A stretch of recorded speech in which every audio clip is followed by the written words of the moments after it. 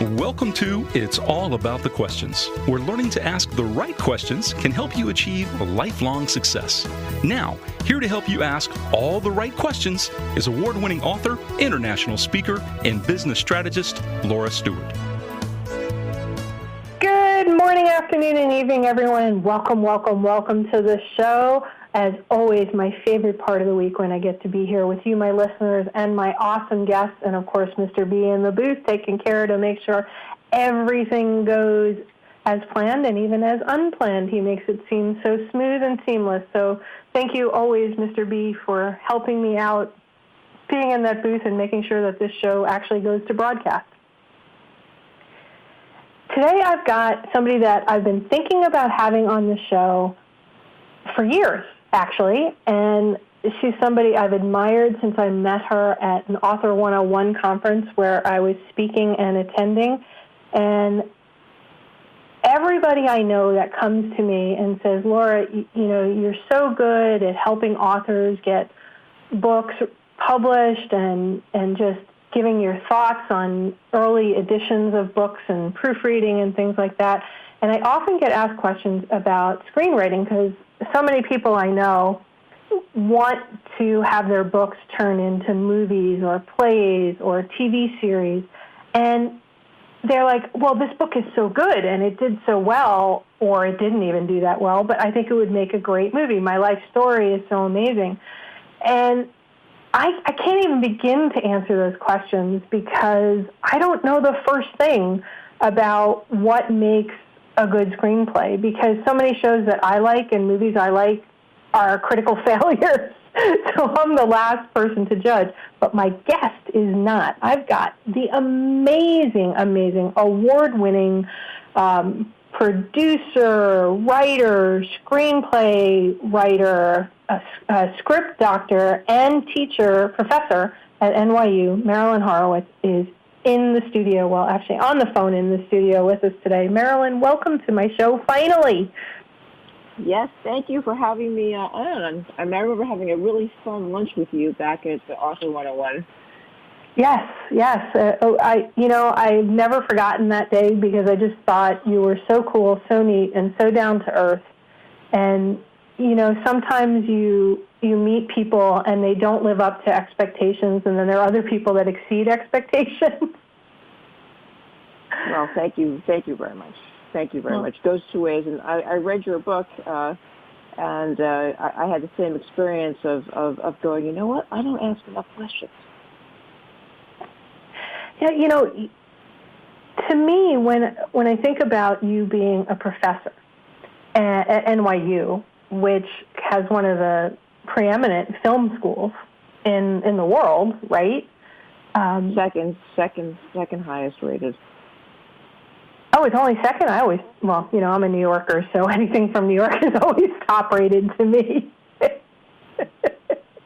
Well, the other one's in California, so we know why. Okay. That makes sense. That's all that. Yeah. We'll give them that.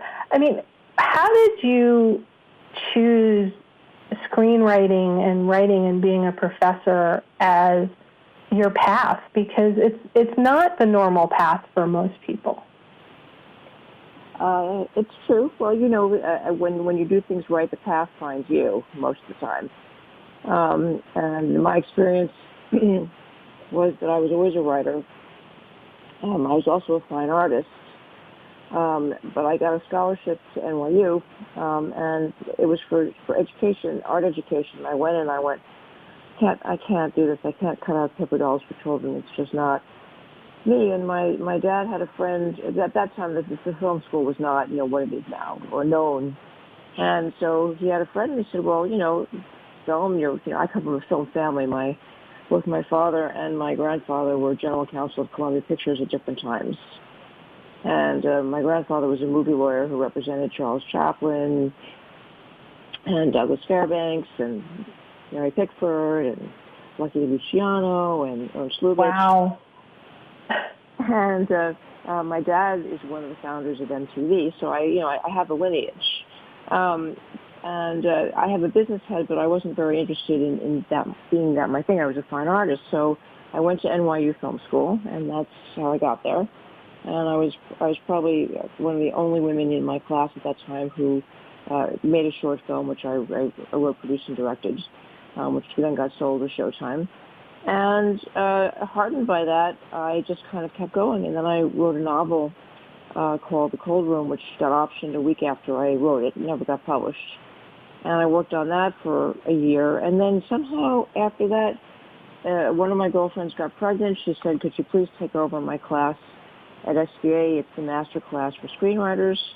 And I laughed because I was definitely an anti-authority kind of student. I wasn't a good girl. And I thought, okay, this is God's way of punishing me. I got to go back to school. So I went back to school, and it was the weirdest thing. Within a year, I mean, the first day I walked in, 3 of my professor colleagues walked over to me and said, look, can you help me with my script? And I'm like, and it seemed that my mother was a philosophy professor before she became a litigator. I kind of wish she'd done it in the reverse order. We would have had a quieter childhood. But she was a great, great editor. And I somehow inherited that from you, so I was able to take a look at things. And I struggled horribly, and what happened when I sold my first book was the guy hired me to adapt my own novel, and I thought I was cool. I was an NYU graduate. Turns out I knew nothing. And at the end of a year where I did 30 drafts, the howdunit had become a whodunit. And they were about to take the story away from me and give it to another writer. And I had a dream in which Joseph Campbell, the great mythologist, comparative mythologist, appeared. And he gave me these 12 squares that I wrote down when I woke up. And they turned out to be a vastly simplified version of the hero's journey. And because it was 12 steps, I realized that it perfectly fit any sort of American narrative film. And I realized that I'd been given a methodology for structure, and I was able to complete my rewrite satisfactorily, get paid, and move on. And so it all came to you in a dream. It literally did. It all came to me in a dream. And then, within a year, I was teaching at SBA, and I had the system, and then NYU called me, and it was just one of those things. I say the path found me. But that sounds like the title of your next book. I like that. You have good ideas. I'm writing it down. The path found me. It's actually a very good idea. Thank you. I think it's a great title. I would definitely pick up that book. Okay, well, I'm definitely going to write it now. So. All right, awesome. I said on radio, if it's bad, it's your fault. Well, let's talk about that. If it's bad, it's my fault, right? Because I've read some books that made it out into mainstream, got amazing contracts. I've watched TV shows that the pilots were accepted and the show started being produced. They got their 10 or 13 episodes and they were horrible. And I'm like, how did this get on? And they canceled an amazing show. Right. Well, there are 2 parts of it. One of it is that what is sold is rarely what actually gets filmed, because there are a lot of it takes a village to make any project, whether it's a web series or a movie, and things change. Someone said movie or TV show is written 3 times. It's written, it's shot, and then it's edited, and then the 4th time it's marketed. So what may have been good at the beginning, too many cooks, as you know, can spoil the broth. That's one possibility. Another possibility is that there's a lot of nepotism in the business. And like any high-risk business, you want to work with people you know. So sometimes stuff that is mediocre gets taken on because the people are known and they're easy to work with, which is very, very important. And then the other problem is that people are not trained to understand story. And then a fourth problem is that most of the people who make the initial decisions are what a friend of mine used to call the nobodies, not as in nobodies, but their job is basically to say no. Oh. Right, and they can't take chances because they could lose their job on a wrong call because there's so much money involved. So it's a very it's a flawed system, I think. But, I do think the cream rises to the top. Just sometimes they don't know if it's cream. And that really, unfortunately, in the modern day world, the creator has found to also be their own marketing specialist and agent until they actually get one. And the two skills don't often go together. So there's a lot of really great material that people don't know about. I know that there are so many amazing writers out there, both in terms of books and screenplays and all of that stuff. But when you say that there's these nobodies that they're sometimes afraid to take risks, or, they don't want to lose their job. Their job is to say no. And it's the same thing in publishing, where you got to get past that gatekeeper person. And the nepotism. Exactly the same. Say that again? Yes, you're right. Okay. So when I look at this world that everybody wants to get into, and I see what ends up coming out in pilot season, what fascinates me is they seem to have, every network seems to be putting out like the same new shows. I think it was 2 seasons ago, every network had a show about Navy SEALs. Mm-hmm. Is there something that happens sort of in the zeitgeist, the mindset, that all of a sudden everybody's just going to pitch Navy SEAL things that year, and every network independently is picking screenplays on Navy SEALs? I mean, how does that process work? I mean, how would you even know that that's what you have to pitch that year because that's what people want? Well, you don't. That's why you have to have a lot of, one of the things that I teach my students and the professional people that I work with, because I'm also a coach, is that you have to create a body of work. And so, one of the urban legends is that David Kepper, who wrote Jurassic Park and Unforgiven, someone called him and said, "Do you have a Western in your drawer by any chance?" And he did. It was Unforgiven. Just happened to have one laying around. Yeah, because, writers write, and my whole thing, I have a trademarked writing system. Right, and, yes, and which my mother did for me, by the way. It's good having a mother who is a lawyer. And anyway, the point of the writing system was because I realized that the thing that tortured me and other writers doing dramatic literature was structure. And I found a way to fix it. And the 4 Magic Questions of Screenwriting is a foolproof way of structuring any story.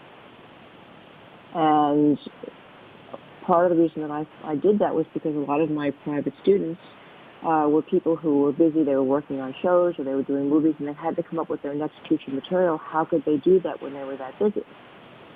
And the answer is you got to write very, very, very efficiently. And so, yeah, writers write, and you need a body of work, and there's no other way around it. Okay, so what makes the screenplay so different from a book?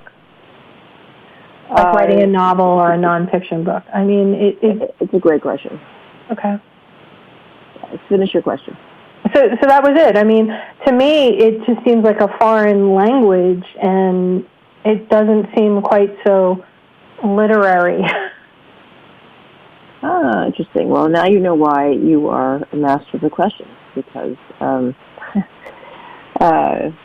it's really true. It really is a different language, and when I teach it, when I teach writing, the first thing I say is that we're going to use our language differently because we're using it to paint word pictures,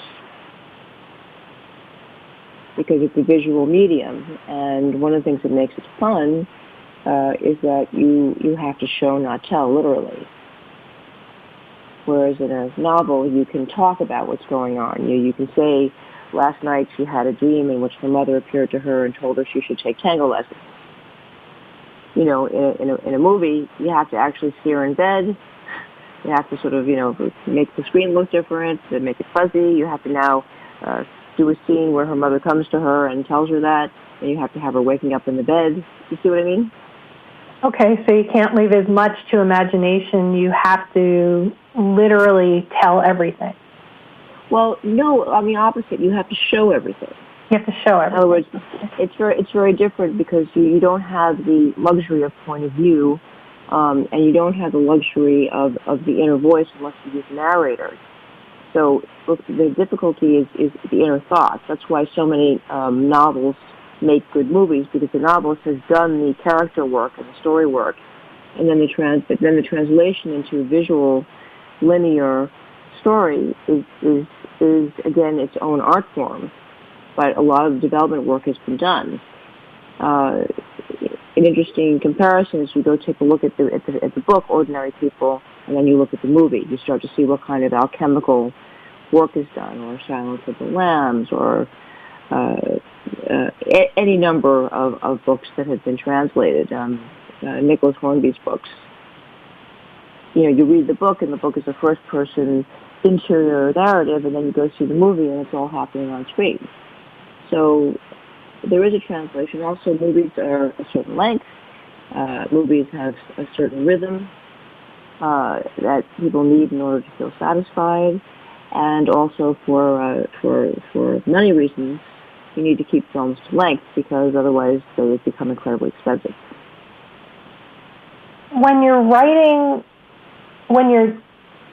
say, book has been optioned to become a screenplay, or you want to pitch your book to become a screenplay, do you have to let go of your book and the idea of your book in order to have it be successful as a screenplay?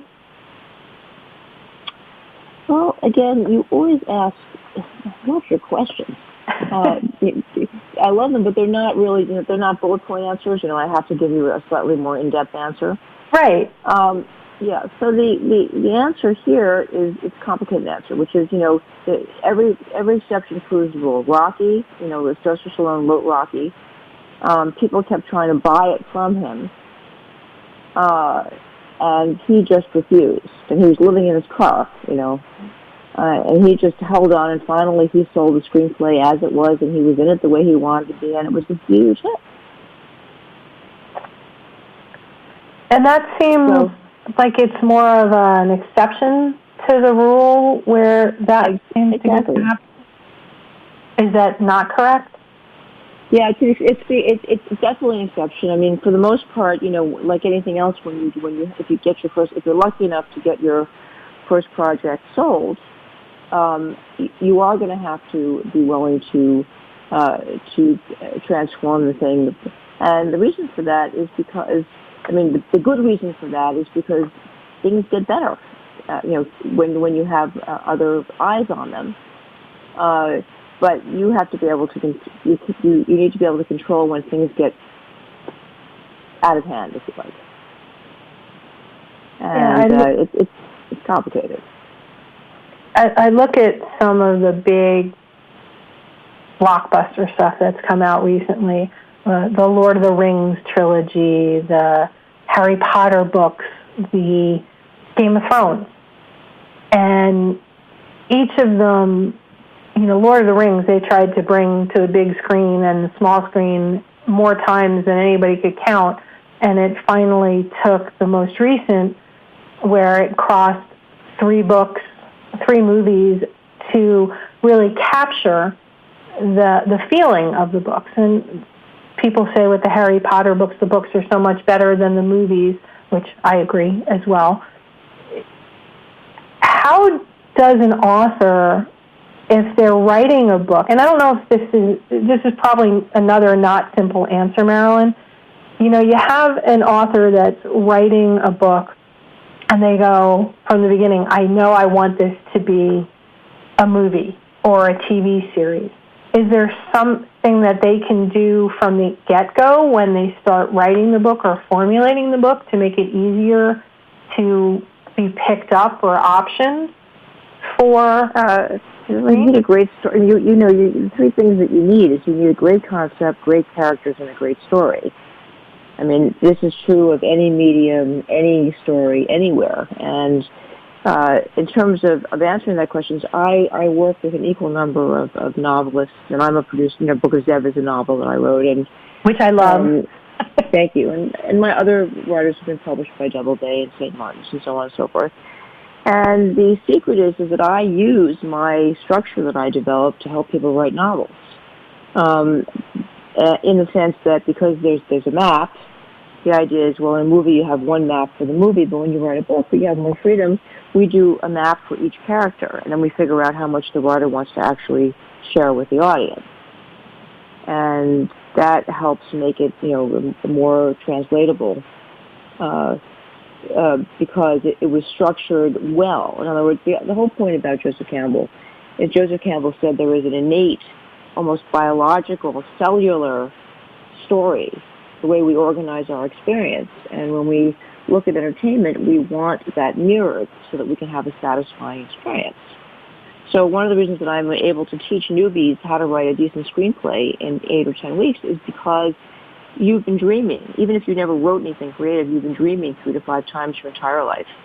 And you dream in this narrative structure, even if it's not readily apparent when you try to tell your dreams. Within there is this beginning, middle, and end 3-part story structure. And I just reacquaint people with what they know about it and help them see their dreams literally as shots. And then once those two things are accomplished, it's like, the thing in Outliers where Malcolm Gladwell says you need 10,000 hours to have mastery. Right. Well, we have mastery. We just haven't been able to access it because we forget our own language when we learn English or whatever language we speak, because we have a private language of our dreams. So once you, this is a long way around, but once you reconnect with your inner way of telling stories and you're able to understand your own process, then the Horowitz System, or my method, helps you just put that process in a bottle so you know it's wine, and then you can just go. And then you can stir yourself with story, not with, is the structure right, which is what kills many, many stories, because people are working on the wrong problem. So what I'm hearing is that pretty much anybody can write a screenplay that is potentially sellable if they follow a structure and connect back into this inner language that they have and tell this story. Yes, it's true. It's true, and it's true. I mean, we have to put aside talent. Because remember, I said the thing you need is a great concept, you need great characters, you need a great story. But in terms of structuring something that is workmanlike and readable, the answer is yes. Well, there are several people I need to refer to you because I've read some of their early attempts and they don't have any of that together whatsoever. And, I'm like, there's a nugget here or there, but they're not connected.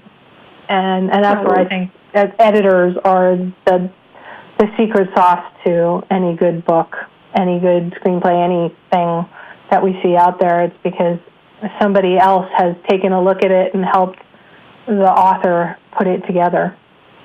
Right. Well, it's hard, when I'm writing my own stuff, I'm in the jar. I don't have the objectivity that I have when I'm outside, coaching someone or reviewing a screenplay. But really, to me, the problem is that the structure, the way that I teach structure is so simple and it's so intuitive that then the writer can worry about the story. You see what I'm saying? In other words, probably the reason these screenplays are not good is that the need to follow all these books on how to write a movie. There are dozens of books, do it this way, do it that way. People get so involved, they don't enlighten their characters. Okay, hang on to that last thought, Marilyn, and when we come back from National News, we're going to continue with Marilyn Horowitz. We're going to learn the 4 magic questions of screenwriting. And I can't wait to get that because I have ideas. I have so many ideas, and I know you, my listeners, do as well. And we're going to find the secret sauce to working on stories.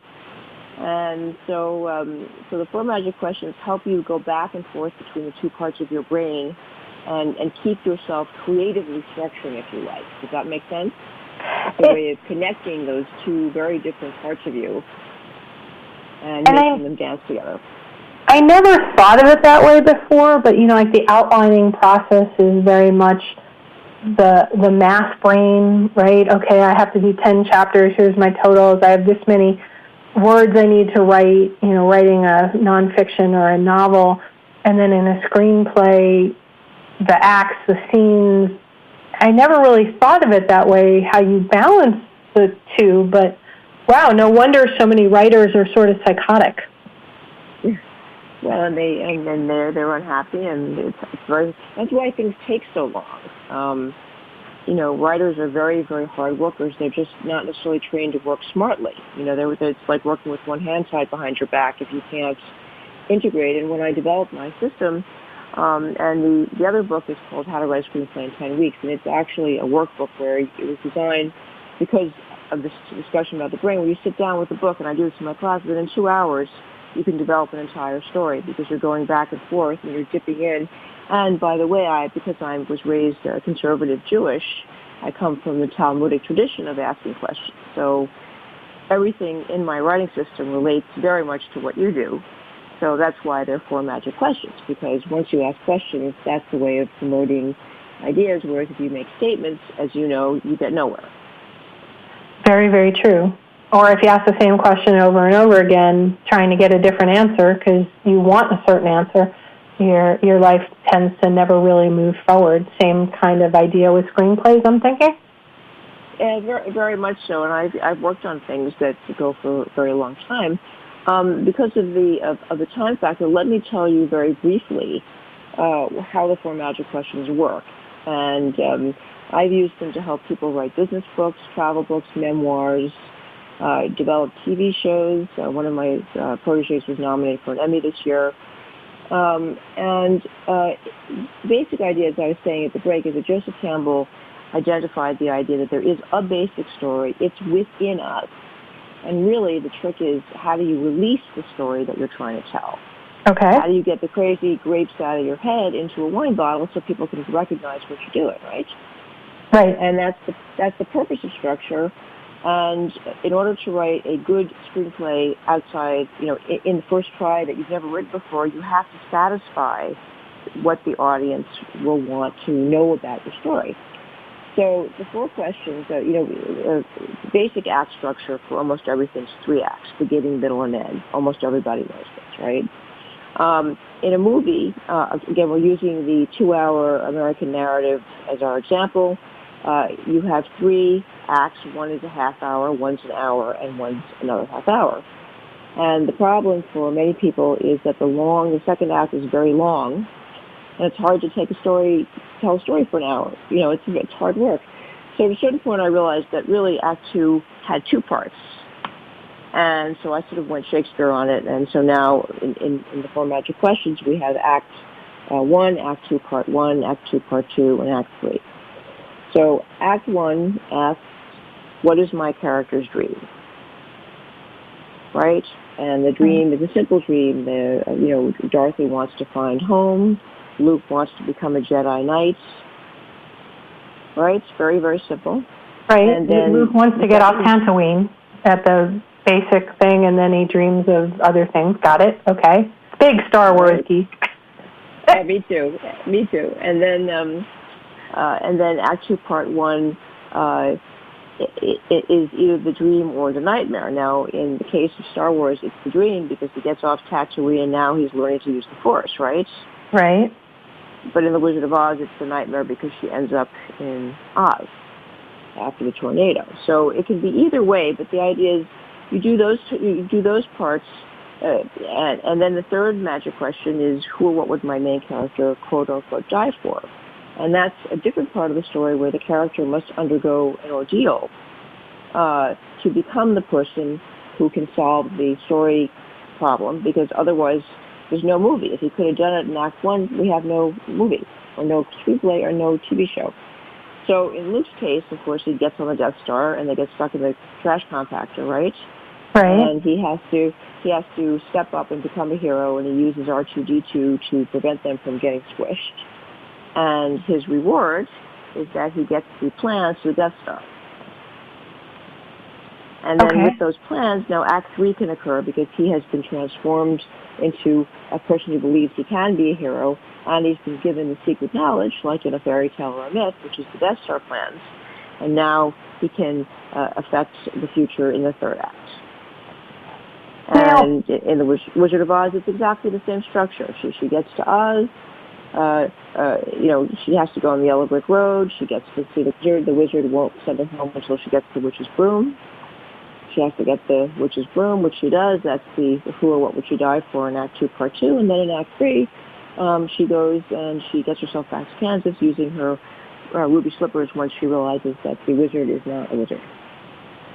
Okay, so now if taking those two examples, the Wizard of Oz, classic, the Star Wars, legendary, really, what it's become and developed into, both those movies, both of those examples, thinking of it with your 4 magic questions, I see that the writer then had to do that for other characters as well. In Star Wars, you had to answer those same 4 questions for Han Solo, for Princess Leia, for even C-3PO and R2-D2.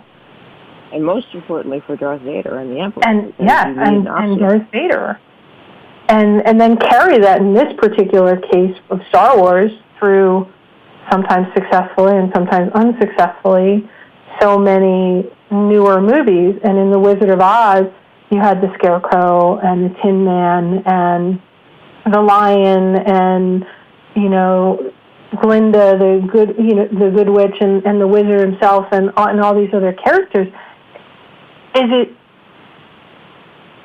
sounds like it's as simple as answer these questions for all your characters and then loop them together?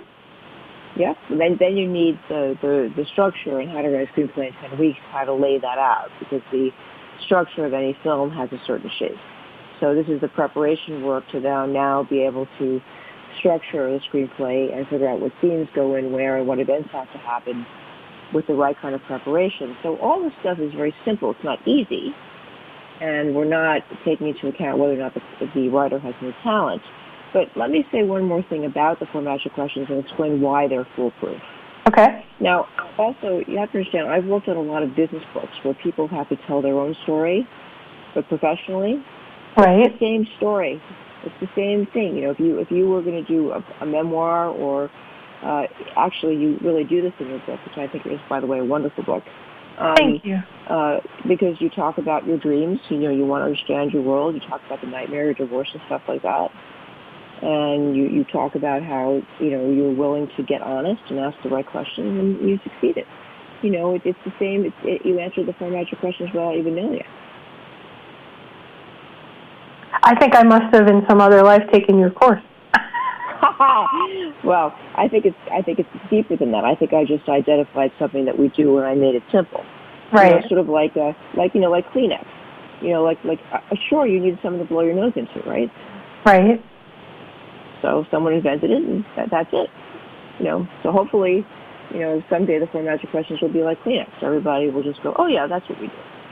So the trick here, if anybody's listening and you're interested in working on something, Laura, is the key is that you don't do the structuring in order, and that's the secret sauce. Okay, so the secret sauce. Wait, and then stop 1 sec. You do not do it in order? No, in other words, there's Act 1, Act 2, Part 1, Act 2, Part 2, and Act 3. If you try to structure it straight through like that, you're going to have the same problem that everybody else has. And so there's a trick, a secret sauce that allows you to never have to struggle. Okay. And the way that you do that is you think of your story in the following order. You think up what is going to happen in Act 1. You decide how it's going to be resolved in Act 3. Then you go back to Act 2, Part 1, and remember I said it's the dream or the nightmare, so whatever is going on in Act 1, you reverse it in Act 2, Part 1, right? And now you have 3/4 of your story structured in no time. Make sense? So you start with Act 1, then you go to Act 3, what's the resolution, and then you go back in and start fleshing it out of how they get between those two things. Right. So Act 2, Part 1 is the reverse. So you know that, if If Luke is unhappy and is in the nightmare in Act 1, the Act 2, Part 1 must be the dream, must be a positive expansion of the story. Make sense? Okay. And then we know at the end he triumphs. But now the hard part in storytelling is that stories are journeys. And Act 2, Part 2 is the part where most people really get stuck because it's not really the same movie. It's not dragging the plot all the way through. It's, okay, my character now has to have an experience like life that will transform him or her into a hero who's capable of fulfilling the problem that was started in Act 1. So in the case of Luke Skywalker, he has to become a hero to save his friends. And by doing so, he transforms into a hero. And then his reward is the secret knowledge, which we need as a plot device, which is the plans for the Death Star. Right? In Dorothy has to throw water on the witch and let her die. And she realizes that she has the power in the ruby slippers to get herself home, and then she has to use it. I have goosebumps. So when you're creating stories, it's Act 2, Part 2 that's the hard part. So, I'm a big believer in doing things in a smart way. And the smart way is to do the easy parts first. And then usually what the ordeal has to be is sort of indicated by the story you've made up. And if anybody's interested, they can sign up for my newsletter. My website is MarilynHorowitz.com. And I send out a weekly blog, and I have a lot of material about this stuff free that's posted on my website that, in tutorials, video tutorials, because I really am passionate about getting storytellers to understand how simple it is to structure a story so we can figure out if it's going to be any good. Because we get tired. If you work stupidly, you don't have enough energy left to do the work that you really need to do, which is to create these great characters and come up with a great concept and plot. One of the things you're known for, Marilyn, is helping people go from start to finish in a very short period of time. What do you tell people who go, well, I'm afraid to sign up for a class like that. I'm afraid to work to deadline because I get writer's block so often. What do you say to your students or your clients when they're saying, well, I have writer's block? Well, I don't believe in writer's block. I think writers are smart, and I think when they're not writing, it's because you don't know what you're writing about. And so why would you write? I think it has to be reframed, and the whole writer's block thing to me is a marketing technique. Actually, when I started out in my business, I was a specialist in curing writer's block. But I was able to do it in 10 minutes, and so I couldn't make a living at it. And if you want to play, we can do this even over the phone. Do you have a piece of paper handy? Yeah. Okay, take that piece of paper. And my listeners, if you are driving your car, please do not do this exercise while you're driving. If you want to do it, pull over or listen to the podcast when you're safe at home. Okay, go ahead. Or do it mentally. So take a piece of paper and draw like a little square, maybe 2 inches in diameter in the middle of your page. Okay. And write the first word that comes into your mind. Okay. All right, I wrote flowers. What did you write? Play. Okay. Now, you can't have writer's block anymore, can you? Because you just wrote. Oh. Oh, I love that. That's so true. But yet, I had an outside prompt that helped me cut through and focus. Well, that's why you work with a coach. Okay.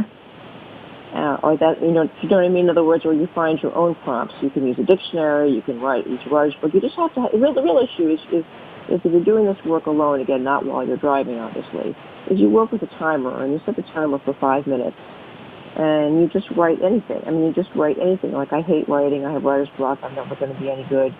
After 5 minutes, things transform, and then you start to get into it. And then the other cure for writer's block is simply to take someone else's book and start typing it, copying it, typing it. And within 5 or 10 minutes, you're going to find yourself rewriting it, and ideas will start flowing. That's fascinating.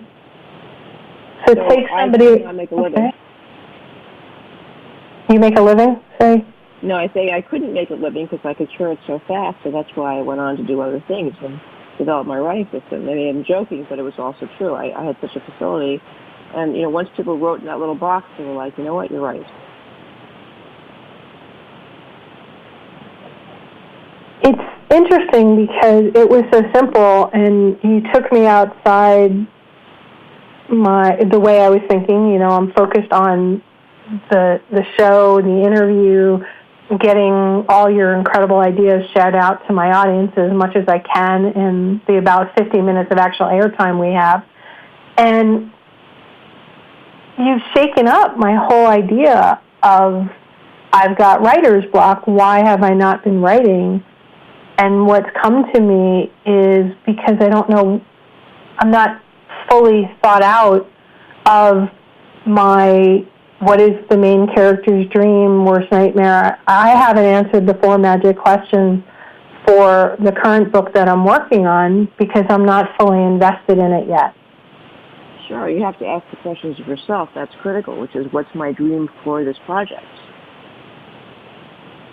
Yeah, because since my mom passed away 2 years ago, I've been wanting to write this book. I have a title for it, an idea for it. It's called A Little Bit Disheveled. It's sort of the next level of the What Would a Wise Woman Do book, where I talk about how I had to let go perfection and my ideas with perfection. But I'm not fully vested in it because I've not thought about the dream, my worst nightmare, to die for. I think I'm actually stuck in worst nightmare. My worst nightmare is I will never be able to write again. Right. I will never get another. Then own it. Yeah. Own that. And write from there, you see. That's the key, is you write from where you are. So, you know, tomorrow morning, if you like, take a timer, do the box, put one word in, and then write about that word. You know, like when I get off, if I haven't done my work this morning because we're done on the phone, I will set my timer. I literally will do this. I will set my timer, and for 5 minutes I will write anything I feel like about flowers. Okay. So, you know, and also your mother only died 2 years ago. I mean, forgive me, I'm a coach, so I work with a lot of people.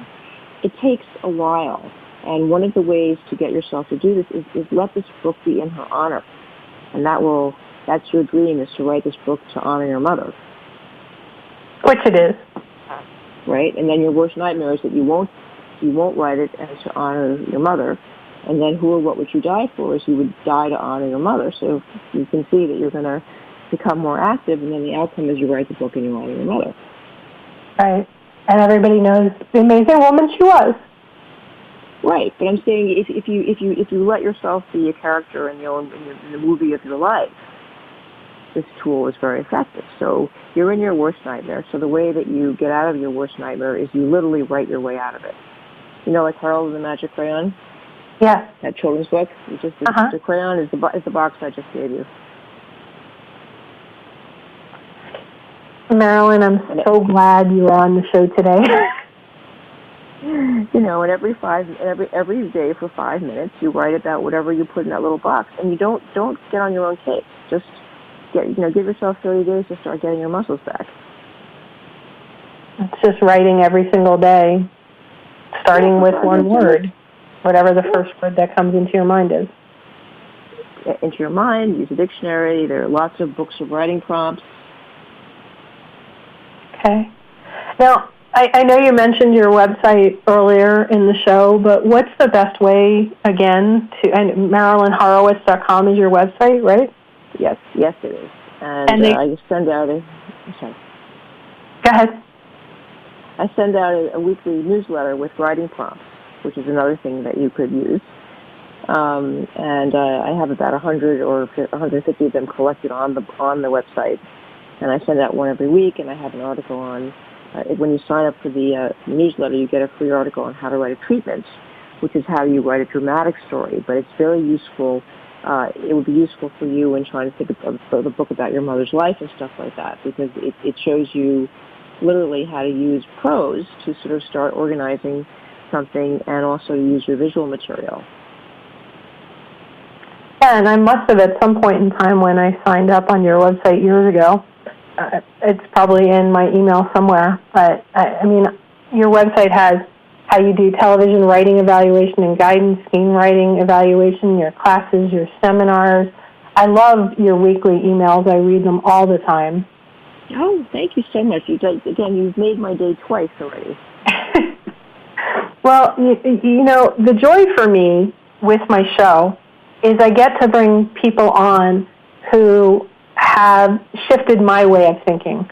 And I've been very blessed in my life to have met amazing people, famous or not. But in my life, they've affected me deeply. And something they said or did, the lunch you and I had, when you spoke up at Author 101, all of those things, you know, these people have shifted my thinking. And once again, you did as well again on the radio today. And I think it's so important for my listeners and for me to share that, right? Because not everybody has people in their life like you, but they need people in their life like you. Well, we all need to. We all need that. I mean, that's but you know, like I told you, I read your book and I found your book equally life-changing. I'm like, wow, you know, yeah, maybe I'm asking the wrong questions, and even more, wow, I can know. And that was what thrilled me about it. It's like, yeah, I can know when I'm asking the wrong questions. Awesome. Never occurred to me. It occurred to me if I made a mistake, that was it.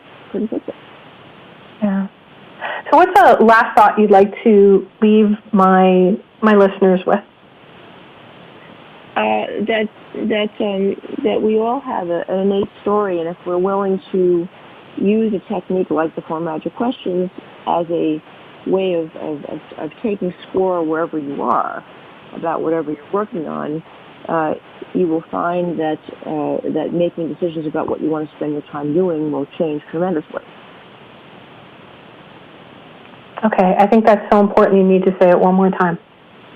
Yes, that if you are willing to play and use the 4 Magic Questions as if you were the main character in your own movie, it's a way of becoming very clear about what you want to be doing and why you're not doing it. I do it all the time, and it's made me not choose to do a lot of things that would have wasted a lot of time and ultimately would not have been satisfying. I love that the 4 Magic Questions of Screenwriting are for life, not just for writing. Absolutely. Well, thank you so much for being on the show with me today, Marilyn, and for sharing your wisdom with my listeners. Well, thank you for having me, and it was a pleasure, Laura, and I hope we get to see each other sometime soon. Oh, I hope so, too. I know you're going to be at Author 101 in January, and you're everywhere out there. So everybody go to MarilynHorowitz.com and sign up. I highly recommend it, not only for writing, but for life.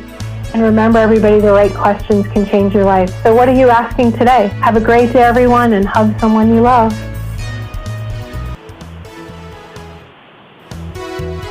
You've been listening to It's All About the Questions, starring Laura Stewart. Connect with Laura at it'sallaboutthequestions.com and download a free workbook that will help you ask better questions starting today.